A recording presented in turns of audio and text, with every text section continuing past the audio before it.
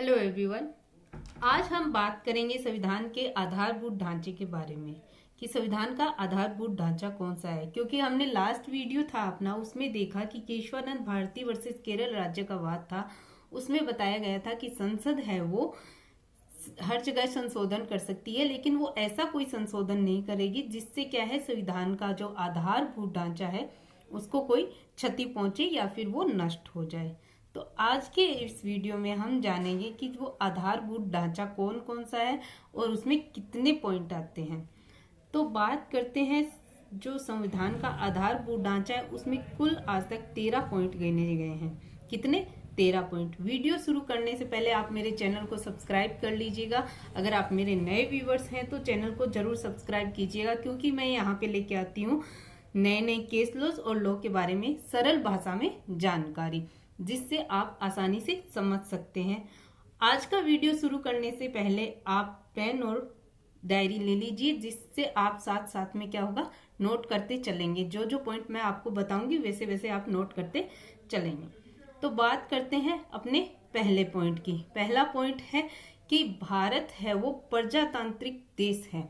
प्रजातांत्रिक देश है मतलब यहाँ जो पहला पॉइंट है वो है प्रजातांत्रिक गणराज्य प्रणाली। लिख लीजिए कौन सा है पहला आधारभूत ढांचा? प्रजातांत्रिक गणराज्य प्रणाली। इसमें ये बताया गया है कि भारत है वो एक प्रजातांत्रिक देश है। यहाँ का जो नेता है वो प्रजा द्वारा चुना गया है, ना कि वंशानुगत है। कई जगह कई देशों में देखते हैं कि जो नेता होता है वो वंशानुगत होता है, यानी एक पीढ़ी से उसी परिवार का सदस्य चलता रहता है। लेकिन भारत में ऐसा कुछ नहीं है। भारत में जो राजा होता है, जो नेता होता है, जो भारत को चला रहा होता है, वो क्या है भारत स्वयं, भारत की जो जनता है वो स्वयं अपने विवेक और बुद्धि से अपने नेता को चुनती है। अब बात करते हैं दूसरे पॉइंट की। पहला पॉइंट हो गया, दूसरा पॉइंट है धर्मनिरपेक्षता। जो दूसरा पॉइंट है वो जोड़ा गया था 42वें संविधान संशोधन से। कौन से संशोधन से? 42वें संविधान संशोधन से ये पॉइंट आया था। धर्मनिरपेक्षता का अर्थ है कि भारत में सभी धर्मों को समान माना जाता है, ना कि किसी विशेष धर्म को ज्यादा मान्यताएं दी जाती है। इसका मतलब ये कभी नहीं होता कि यहाँ पे धर्मों को मानने की छूट नहीं है। मतलब इसका ये है कि यहाँ पे हर व्यक्ति अपने धर्म में विश्वास रख सकता है और हर धर्म को यहाँ पे समान प्रकार से देखा जाता है, क्योंकि यहाँ पे विभिन्न धर्म समुदाय के लोग भी रहते हैं। तीसरे पॉइंट की बात करते हैं। अपना तीसरा पॉइंट विधि का शासन, यानी rule of law. Rule of law किसने नाम दिया? ये डायशी ने नाम दिया था। आर्टिकल जो 14 है वो इसी पे है। आर्टिकल 14 कौन सा है?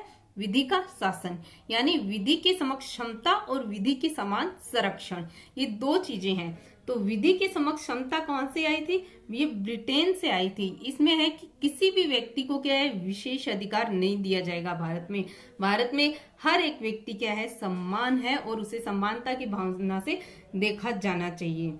ये आया था ब्रिटेन से, यानी किसी व्यक्ति विशेष को विशेष अधिकार नहीं दिया जाएगा। ये है विधि के समक्ष क्षमता, जो कि ब्रिटेन से लिया गया था। और दूसरा पॉइंट इसमें है कि विधि के समक्ष समान संरक्षण, यानी कि समान परिस्थिति वाले व्यक्ति के साथ समान व्यवहार किया जाएगा। यानी ये नहीं देखा जाएगा कि ये गरीब है तो इसके साथ ऐसा व्यवहार करो, या ये अमीर है तो उसके साथ ऐसा व्यवहार करो। सबके लिए क्या है एक समान कानून की व्यवस्था की गई है। सारे व्यक्तियों के लिए एक जैसी व्यवस्थाएं की गई है और ये अमेरिका से लिया गया विधि के समान संरक्षण। अब बात करते हैं अपने चौथे पॉइंट की। चौथा पॉइंट है वो है शक्तियों का विभाजन। वैसे देखा जाए तो शक्तियों का विभाजन क्या है? दो प्रकार से है। कौन कौन से? पहला तो है कि जो भारत में जो शक्तियां हैं वो 3 क्षेत्रों को दी गई है। भारत में चलाने की शक्तियां किसको दी गई है? 3 क्षेत्रों में बांट दी गई है। कौन कौन सी? विधायिका, कार्यपालिका एवं न्यायपालिका। ये अलग अलग अपने क्षेत्र में रह के अपना अपना काम करती हैं और अपने काम से ये भारत को चलाती है। किसी भी विशेष को सर्वाधिकार नहीं दिया गया है, ताकि क्या है एक प्रशासन की क्या है व्यवस्था बनी रहे, एक शासन की क्या है व्यवस्था सुचारू रूप से चलती रहे। इसलिए इन्होंने 3 अलग अलग भागों में बांट दिया। कौन सी? विधायिका, कार्यपालिका, न्यायपालिका। ये तो हो गई अपने एक बात। दूसरी क्या है? दूसरी है कि केंद्र और राज्य को है अलग अलग शक्तियां दी गई है। केंद्र और राज्य की शक्तियां कहाँ है? केंद्र और राज्य की जो सूचियां हैं वो बताई गई है अपनी 9वीं अनुसूची में। 9वीं अनुसूची में क्या गया है? संघ की शक्ति बताई गई है, राज्य की बताई गई है और एक समवर्ती सूची बताई गई है जिसमें संसद अपना काम करेगी, राज्य अपना काम करेंगे, अलग अलग बता दिया गया है ताकि उसमें कोई भी क्या है अपने दूसरी शक्ति के ऊपर अपना दबाव नहीं बना सकती है। ये था अपना 4th पॉइंट। अब बात करते हैं 5th पॉइंट की। 5th है कि देश में एकता और अखंडता। अब एकता होगी ना, वहां पे कोई भी किसी को अलग अलग नहीं कर सकता, ना ही उस राष्ट्र को कोई तोड़ सकता है। जो अखंडता है वो लिया गया 42 अमेंडमेंट से। अखंडता शब्द कहां से लिया गया? 42 अमेंडमेंट से ये शब्द जोड़ा गया। तो क्योंकि भारत है, भारत में यहाँ पे जाति, संप्रदाय, धर्म के विभिन्न प्रकार के लोग रहते हैं, विभिन्न प्रकार की यहाँ पे संस्कृतियां हैं और सबको हम अपनाते भी हैं, बहुत ही प्रेम से लोग अपनाते हैं। क्योंकि इस क्षेत्र में इतनी विविधता होने के बावजूद भी यहाँ पे क्या है? एकता बनी हुई है और एकता की वजह से ही एक राष्ट्र का निर्माण होता है और जिस राष्ट्र में नागरिकों में एकता होती है वो राष्ट्र ही ऊपर उठ पाता है। जैसे कि अभी महामारी चल रही है कोरोना, उसमें भी लोग अपनी एकता दिखा रहे हैं और उसकी वजह से हम आज इस महामारी से, पूरा देश है वो एकजुट होकर इस महामारी से लड़ाई कर रहा है। अब बात करते हैं अपने 6 पॉइंट की। 6 पॉइंट है देश की संप्रभुता, यानी भारत देश में कोई भी सरकार संप्रभु नहीं है। यहाँ पे एक विशेष सरकार होती है, वो ही पूरे भारत का कार्यक्रम है देखती है, ना कि कोई दूसरी सरकार, किसी दूसरे राज्य की सरकार है वो उस पे अपना आधिपत्य नहीं जमाती। यहाँ अपनी एक विशेष सरकार बना दी गई है, वो ही पूरा काम देखती है। तो हम एक आसान सी भाषा में इसको याद कर लेते हैं। तो जो आधारभूत ढांचे वो कितने हैं? 13 हैं।